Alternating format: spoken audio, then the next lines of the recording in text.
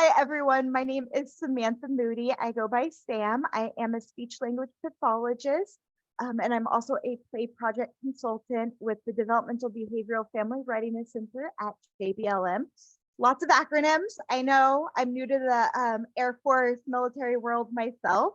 A little bit about me personally, because I think this is important. I have been interested in AAC/assistive technology my entire life. And I happened as an undergraduate to have an amazing mentor and be part of the McNair Scholars undergraduate research program and have the opportunity to kind of pursue a passion on AAC as an undergraduate that later became a published paper on the read, ask, answer, prompt method, which will be highlighted.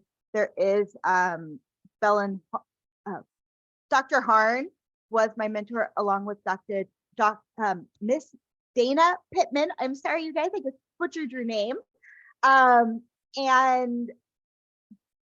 backstory on that, my mom is legally blind and had auditory processing issues. And so even growing up, I had books on tape. My mom was one of the first people to get assigned Dragon Naturally Speaking. I made friends with other family members of children who are blind. And I was raised in a really interesting time, early 90s, when this was all getting started, and it's constantly changing. And I can now talk about this forever. So I'm going to be working really hard on keeping it concise and easily accessible to both professionals who are experienced with AAC as well as parents who've never heard the term. So augmentative alternative communication. And I want to focus on the augmentative because a lot of people think that AAC is only for people who cannot speak that, and that is not the case. Think about Braille, think about sign language, think about using text to speech on your phone. It's always that we augment communication, and that all falls into this category. Closed captioning, which I think is happening, is a way to augment communication. And here we go. Maybe. Hold on, you guys. Okay. No disclosures. I do not work for any technology company. I have no financial disclosures.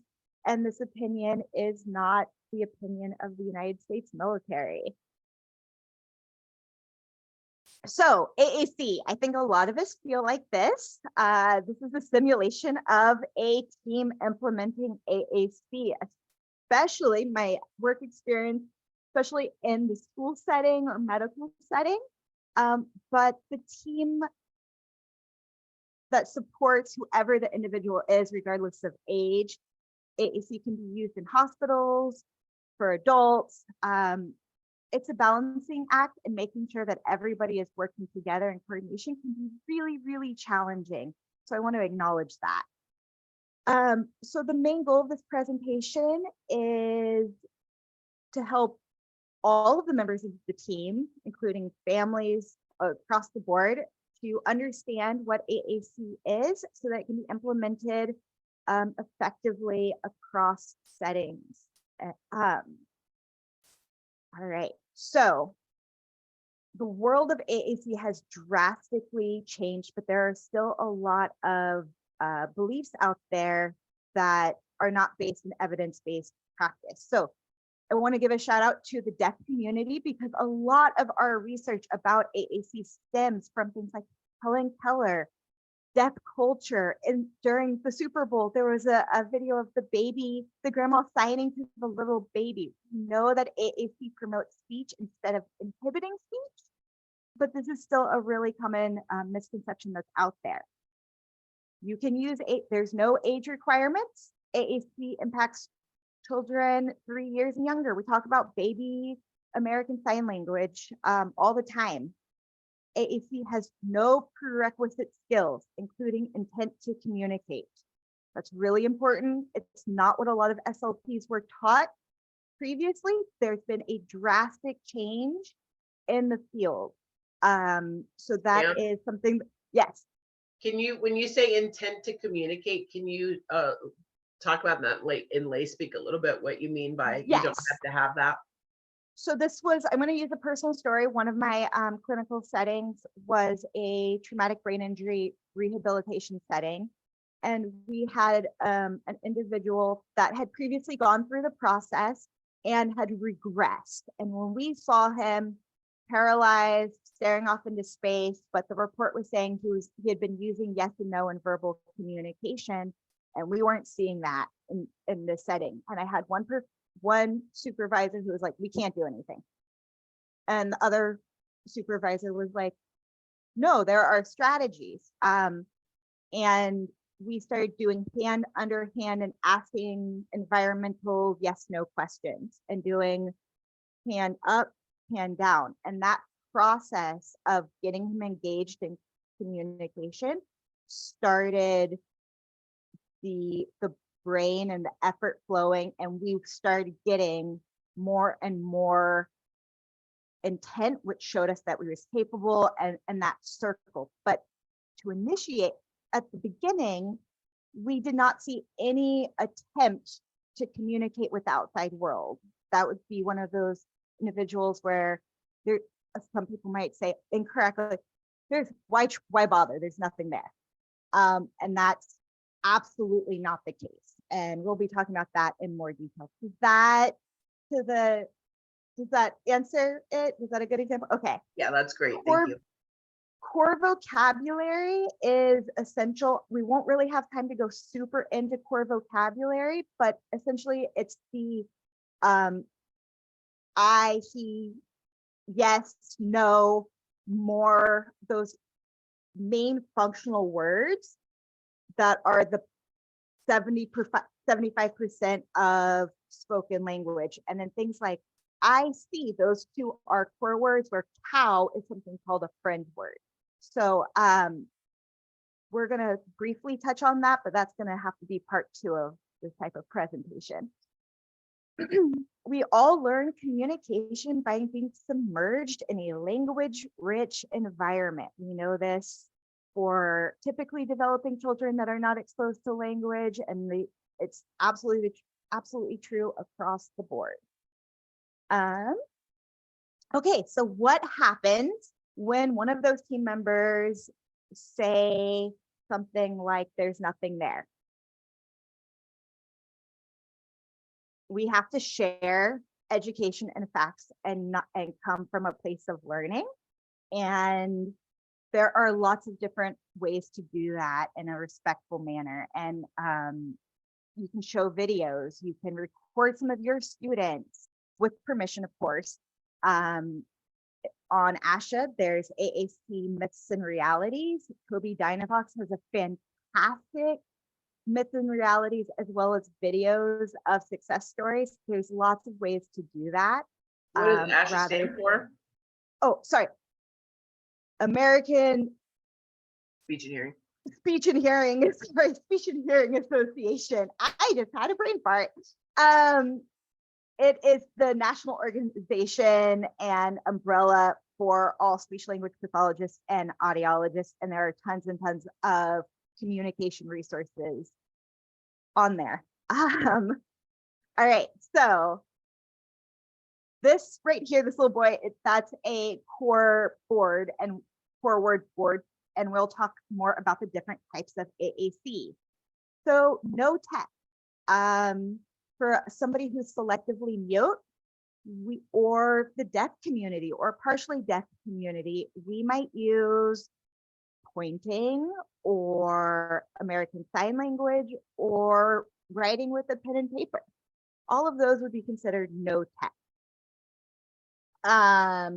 Low tech means that it doesn't require a battery.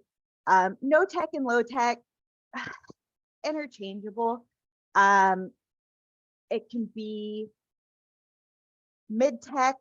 I used to see a lot of these. I don't see them as often. People tend to go switch over to like either no tech, low tech, or then to the next level, high tech.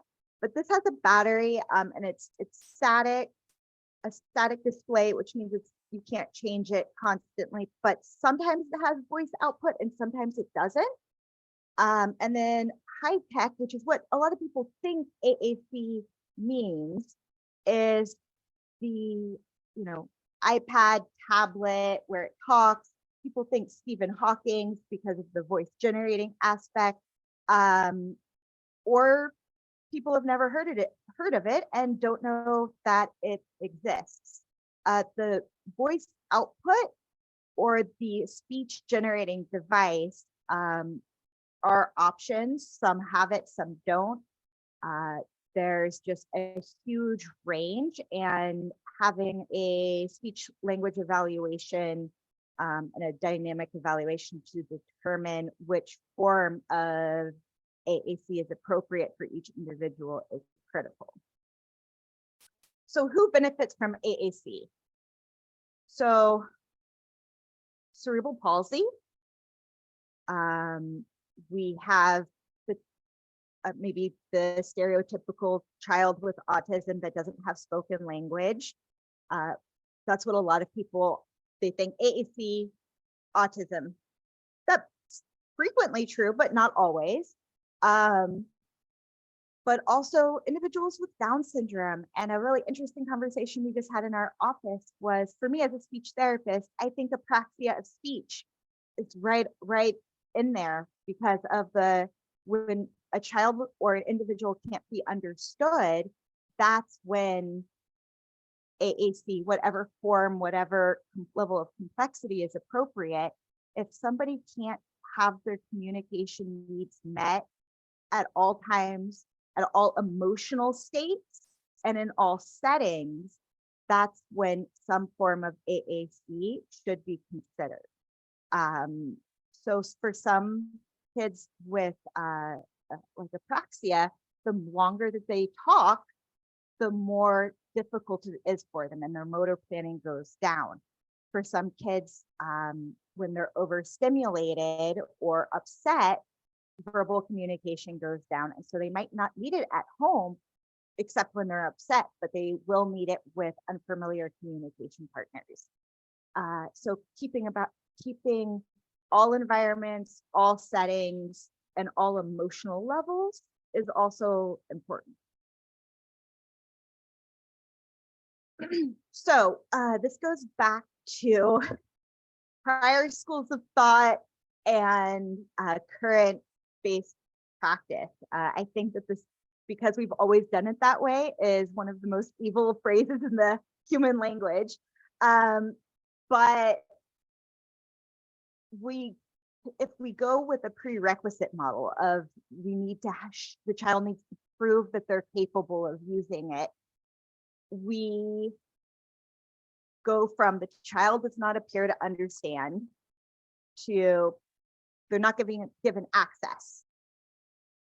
Then the child isn't shown how to communicate, and then they don't have the opportunity, and then the child can't show you what they understand, and it's a vicious circle. But current evidence-based practice shows us that, and a changing philosophy in the medical setting, access to communication is considered a human right. That's really important to remember. So there's a reason why sign language and interpreters, foreign language interpreters are required at IEP meetings, hospital visits, in the prison system. That is because access to communication is considered a human right under the Universal Declaration of Human Rights under Article 19. And this protects individuals who use augmentative alternative communication, both in the school, medical, and in prison system across all settings. We don't frequently think of it like that.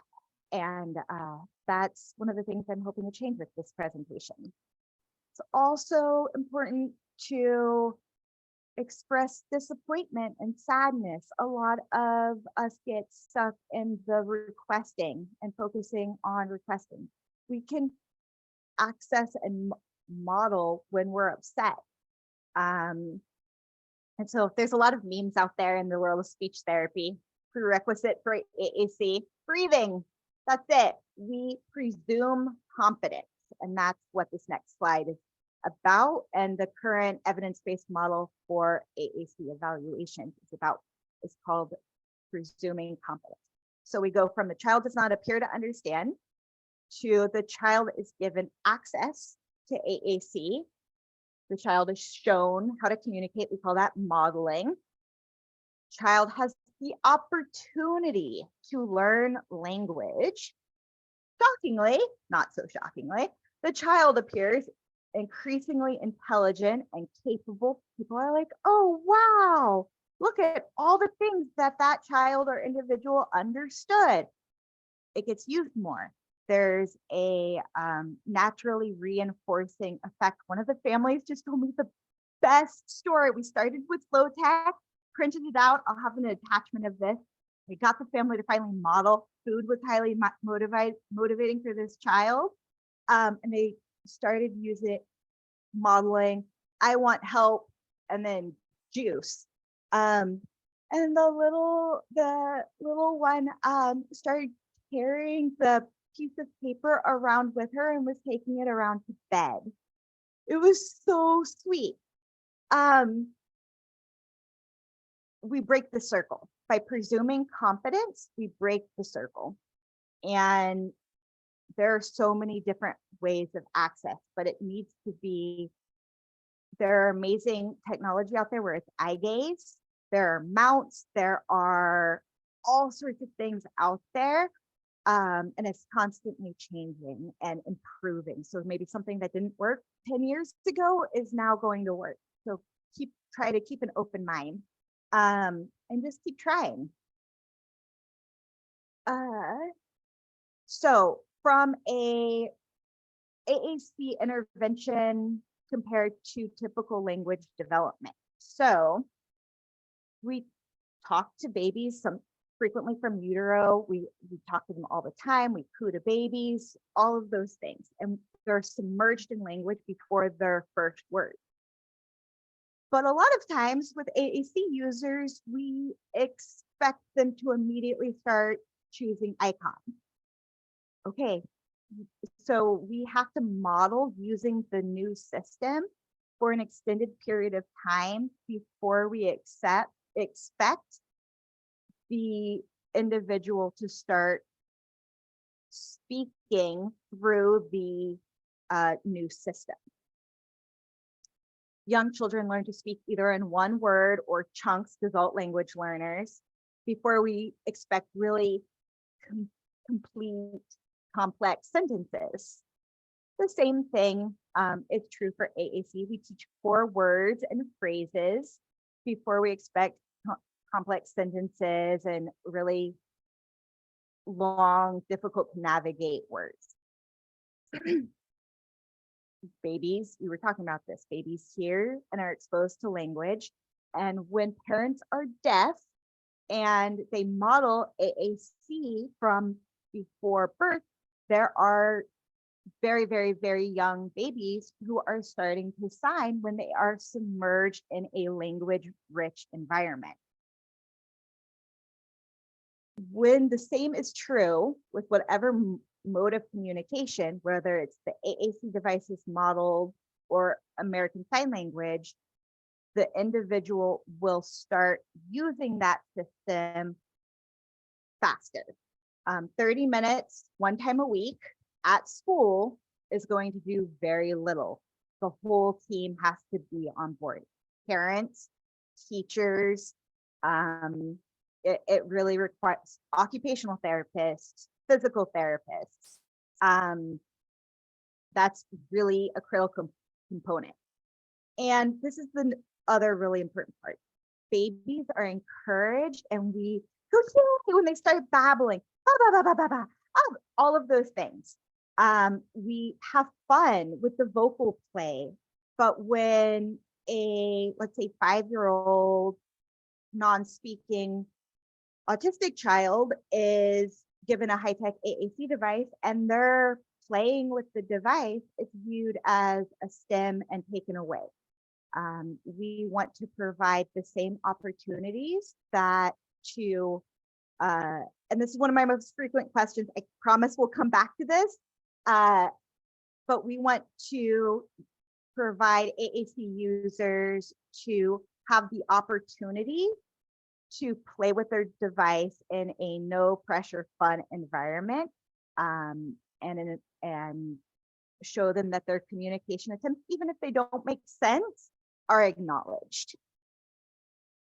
Okay. Common myths, and I will take questions on this part. I know I'm probably running. I'm going to try to do my best. You're doing okay. Okay. We shouldn't introduce AAC. If we want the child to talk verbally, it will slow them down. We've talked about this one. I'm going to kind of just move on. If there's any questions on that, let me know.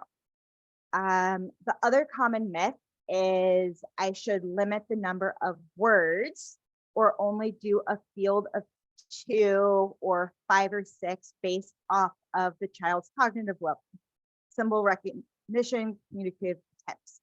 So again, best practice is to choose vocabulary size on several variables. Primarily, we want to focus on what the individual can access. So that might mean different size buttons, that might mean eye gaze, it might mean hiding some of the buttons, but cognitive level is not what should be the deciding factor on the amount of words. Individuals need to show good behavior in order to earn their communication system. So I've worked in the schools, and one of the really frustrating things for me as an SLP was I'd walk into the classroom and the communication device would still be in the kid's backpack or in a corner. And I'd be like, okay, we need to make sure it's available to the child. And I found out that, oh, he was pressing the buttons too much and it was distracting, so they took it away. Or my favorite of another kid in the room was having a meltdown because he had a talker, so they took it away. That's not appropriate. And you can, as a parent, if a kid's having a full-blown meltdown, you might need to hold it and model. I see you're feeling angry. I see you're feeling sad. And acknowledge their communication, even if they might not be the ones manipulating. Just like, same thing. We don't duct tape a kid's mouth because they're screaming. We say that's not appropriate. We say lower your voice. We take them out of the setting until they can calm down.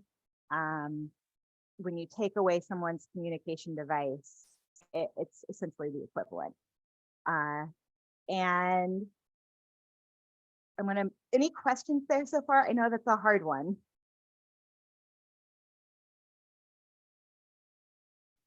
I don't see anybody except Patty's face anymore, no, so I don't know if I've lost people. No, I think you, it's because it's being taped. I think it's, you well said, so. Okay. I should always start with smaller, easy to learn AAC system and then change it. I've been guilty of this in my past of starting with low tech or text and 1 or 2 words and then building it. But the more I've learned, it's better to start with a robust AAC system that individuals can grow, because every time you change to a new system, it's going to take even more mental effort. That's what we call cognitive load, to relearn the motor planning, the visuals, the expectations. So we want to start with a more robust system if possible. I should, okay. So this one is complicated. I'm going to talk more about like in the school setting because that's been more my experience. You can absolutely add vocabulary that's relevant. But I also know that it's not feasible to add and spend that amount of time programming for every single book or for every single activity that the classroom does. That's going to lead to burnout. And instead, what we can do is focus on the core words that are part of the activity. So instead of focusing on the word cow, you can ask questions like, what color is the cow? Brown and white, which was something that was already programmed. Or you, me, there's a lot of different options, but you don't necessarily have to focus on those fringe words every single activity. Low tech must be used before high tech. It's not an ordered list. It's again about what the child or individual can access. And and you're most likely an individual is going to need multiple systems and multiple forms of communication. So just one of the things I personally like about high tech is you can connect it to your printer and then print off the pages that you need. So let's talk about, like, we have the emotions page, right? So when they're really upset and you're worried about the device being damaged, having that backup system where it looks the same, that you either have in a page protector, or it doesn't matter if they tear it up, where you can provide that access. And it's harder to go from low tech to high tech. It's much easier to go from high tech to printing things out, because technology can be really powerful and useful, but there's no ordered list. You can be too young or old for AAC. Especially with the old aspect, I see that a lot for stroke patients or for traumatic brain injury or things like that. Oh, it's too late. Or they're too old to learn something new. That's not true. There's no age from babies, or I've worked in a hospital setting where, you know, an 80-year-old was had lost their voice due to a stroke, and we were using AAC to communicate pain, medication needs, things, personal needs. There's no prerequisites. Okay, so why high-tech AAC? I covered this a little bit. And I'm going to talk about some is just all AAC. So that communication effect. When I was talking about the little girl taking that piece of paper to bed with her, that was the communication effect. She felt her voice having power, and it's one of the most, it's why I'm an SLP, is giving an individual a voice and seeing the impact of that. I was present for the previous presentation about how behavior is communication, and that's a lot of times, not always, but a lot of times, behaviors are effective because they're getting their communication across. And so AAC is a way for us to have a positive communication effect and reduce those behaviors. Motor effect. So a lot of kids or individuals with disabilities have difficulty with the motor planning. Sometimes sign language is still too much, especially for longer sentences or more complex words. So high-tech AAC, where it's pushing a button and it's easier to navigate, is going to be easier to generate longer and more complex sentences. That's especially important for Gestalt language learners, or individuals who learn in chunks or phrases versus single words. Acoustic effect. So when we talk about high-tech AAC and the or versus low-tech AAC, for low-tech, we're usually the ones providing the verbal model. So brown, if I click brown or touch brown and bear, I'm the one saying it. I'm providing a verbal model. The acoustic effect of a high-tech AAC allows for increased independence because the individual is able to generate their own acoustic model. So there has been a lot of research showing that the high tech allows for greater independence of communication. And it's a scaffolding effect, right? So scaffolding, it's a building block. So for some kids with echolalia, they have some independently generated words, but they're not quite, we know that there's a lot more in there. But right now they're needing that verbal model to get it out. AAC can be used as a stepping stone temporarily to get them to that next level for increased independent word or spoken language. Okay, so to summarize, both access and opportunity to communicate is a human right. And I really liked this quote. It really resonated with me. There are still voices that remain less heard or even unheard. People with communication disabilities are at risk of being part of the group who are unheard. Like I said earlier, providing everyone with a voice to be heard is one of the really awesome parts of being an SLP. Everyone needs the least restrictive environment to access, see, hear, and speak to learn language. If any of those things are missing, then there's going to be a communication delay, even for typically developing children. Modeling.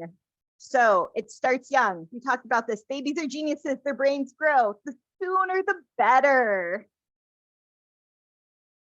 And it's important to model all days, all times, in all environments. So getting that team is critical. And there's a hashtag going around, hashtag more than just requesting. There are so many other things that you can do to model AAC besides requesting.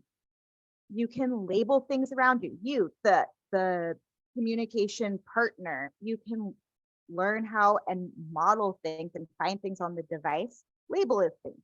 You can tell jokes. You can ask for things from the child. You do greetings, goodbye, hello, goodbye on their device or with American Sign Language. This is one of the first things I work on is requesting help. So help is a core word. I need help. I need help. And you can ask it, and then you can model it when they need help with something.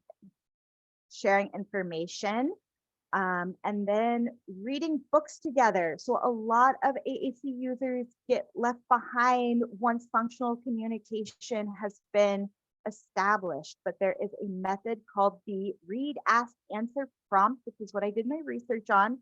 And it is an intervention method that teaches education, can teach parents, educational assistants, or teachers to how to use low-tech or high-tech AAC and focus on comprehension during reading activities and increase multiple icon selections. So rather than just one word answers, 2 words. I'm more than happy to answer questions on that intervention method for anybody who is interested.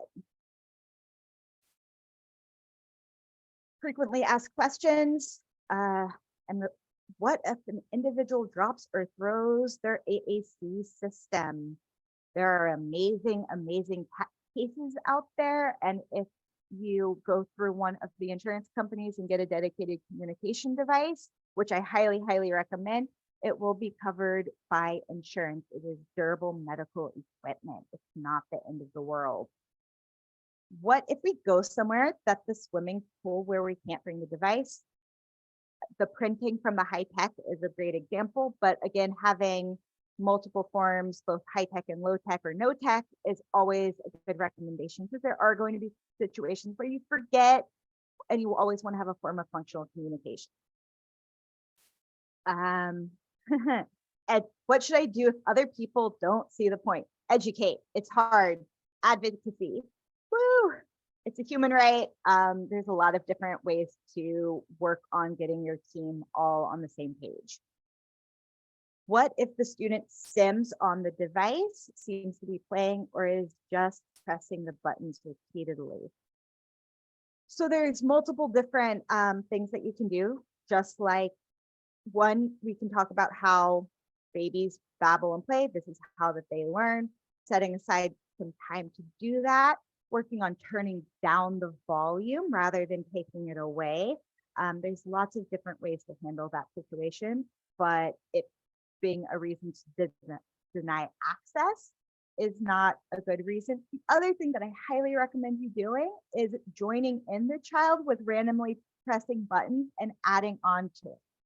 So let's say they're pushing apple, apple, apple. And I'm like, oh, do you want to eat an apple?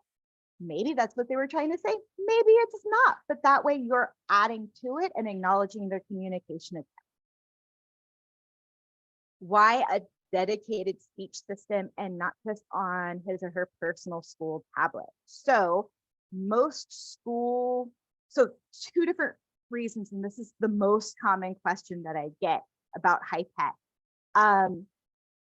If a kid or an individual has their communication device on a fun device, let's say a personal tablet, and you have to take away their fun tablet because you're parenting, then the child's lost the ability to communicate. And so having a visually distinct, let's say you have two tablets, having one that's blue and one that's purple, and there's labels that you can do that say, this is my talker, please don't take it away, and labeling it as my talker and use that only for communication. It can be, it's recognizing my hand gesture. Yay, assistive technology. There's a lot of different ways to handle that. Also, a lot of schools use tablets for schoolwork. If you're wanting to watch a video with the child and model language about the video, you need two separate systems. So having a dedicated speech system is really important for multiple reasons. Access tips. So for individuals at home, have a charging station and plug it in at night. It's part of the routine. Make it their responsibility, if possible, to plug it in. There are lots of visual reminders. I can provide some posters that I found, like, I expect you to be modeling, or keep calming and model on, things like that. Set reminders, make a list for yourself, use visuals for yourself as a communication partner to model across all settings. Have a backup and use the device for communication only. Funding.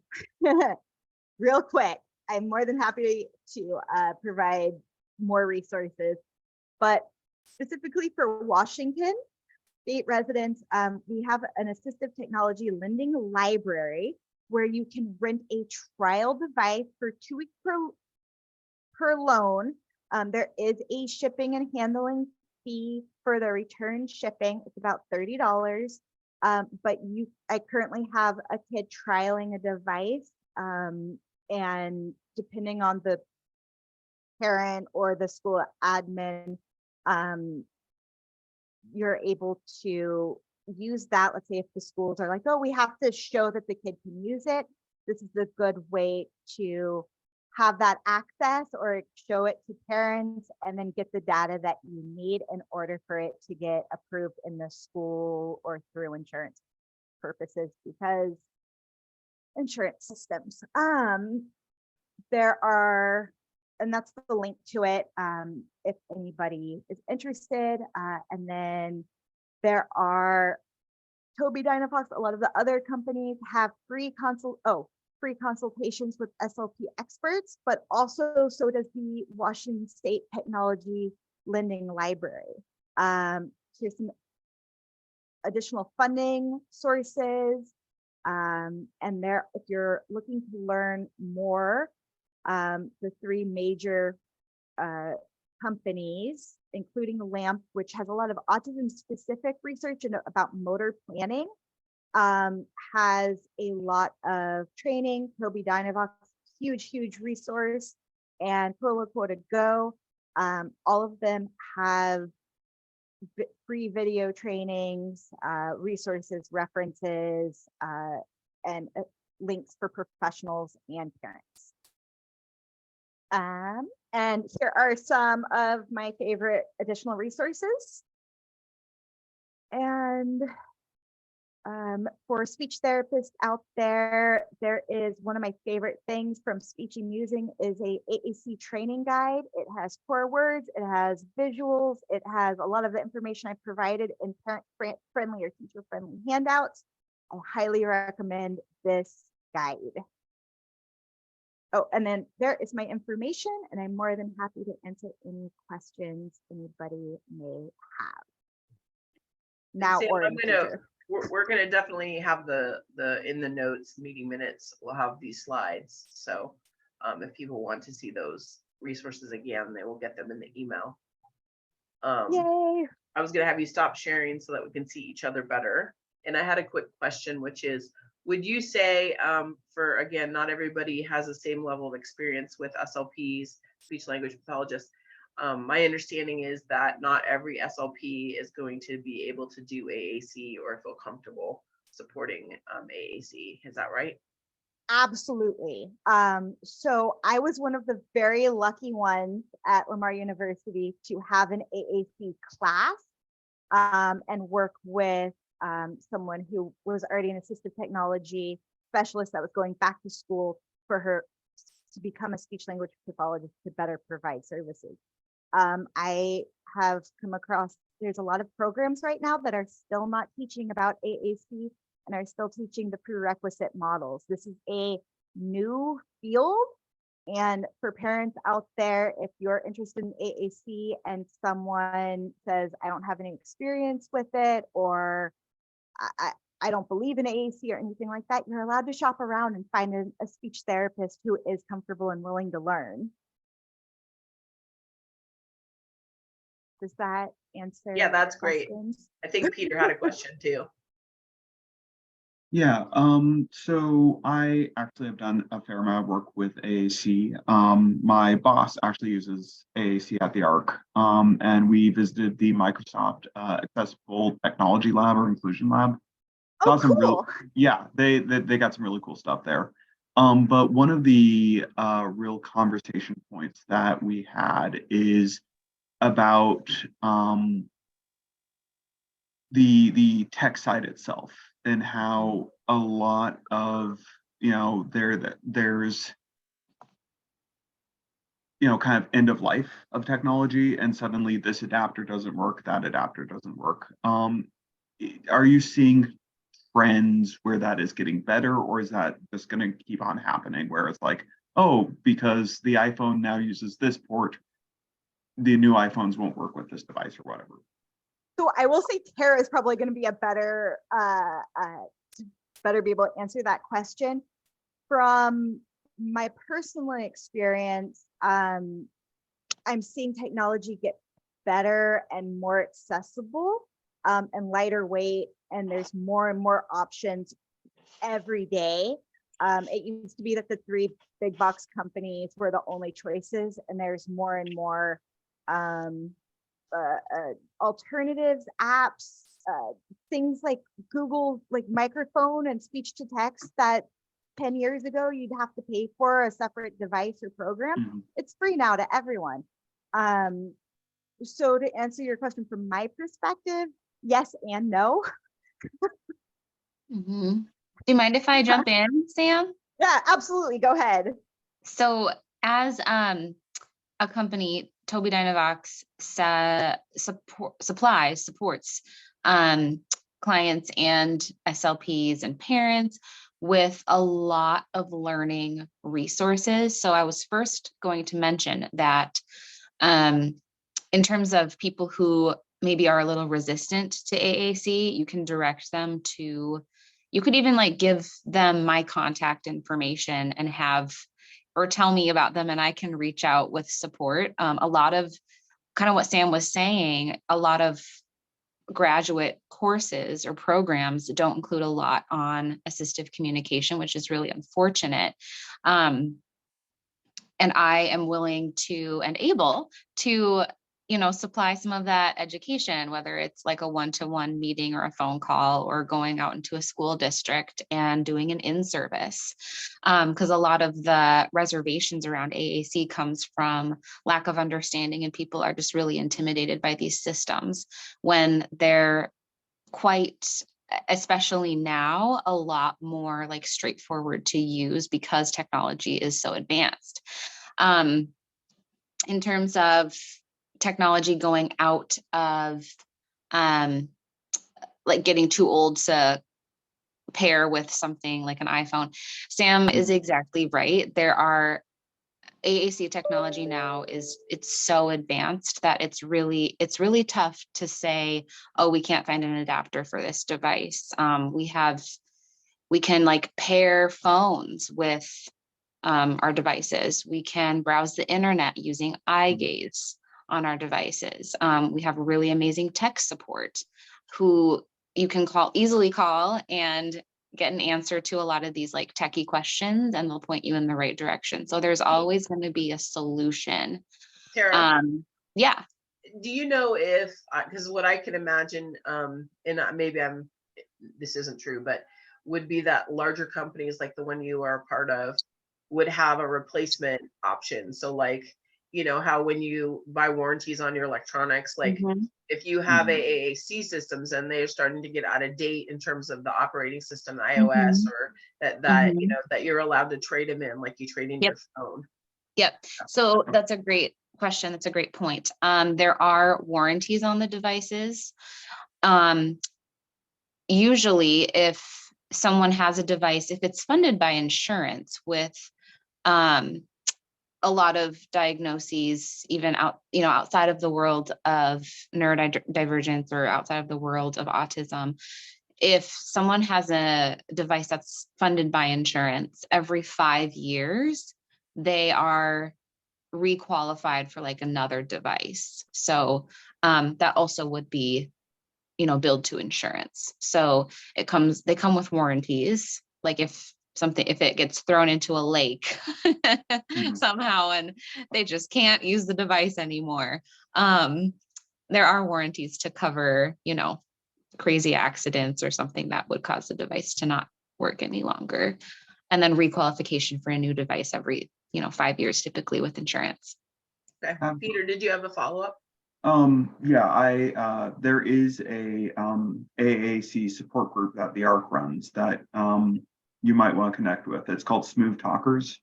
Okay. And they just some of the conversations I've had with my supervisor Jay about just the challenges AAC users have on the tech side have been pretty interesting. But the other thing that I've been noticing just within the autism community is a sort of grassroots AAC of meme communication, where kids will just go non-speaking and just show memes to express a whole mood.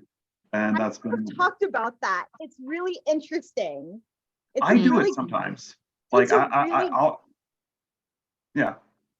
It's so oh god. I was gonna say I could talk about this subject for forever, but it's a great example of typically developing people and neurodivergent people using icons and images to communicate, because texting couldn't convey emotions. Yeah. And so we now have we all know that one, like a peach doesn't mean a peach always. Like there's different meanings and based off of context. for a limited set of icons. And it's a great example. Well, I'm seeing more of it happen in, you know, physical communication, like in-person communication, where autistic will just, you know, show their phone as a response. Like they won't verbally respond, they'll just be like, hey, and that'll just be effective communication right there.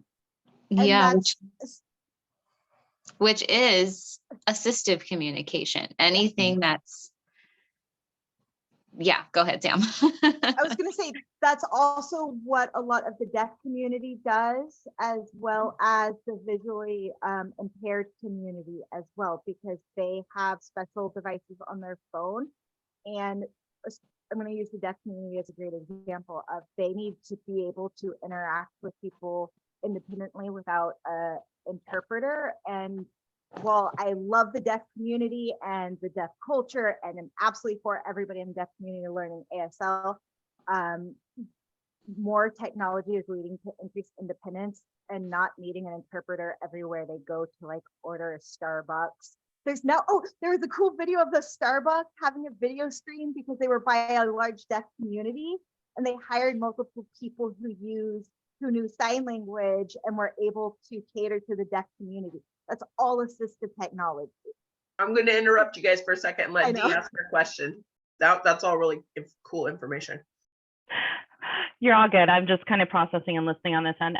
So I found it very interesting. You mentioned Medicaid and TRICARE insurance, so TRICARE for our military, will cover AAC. And so, of course, that took me straight to the TRICARE manuals. So it's interesting, and I'd like to hear what you're seeing on your end.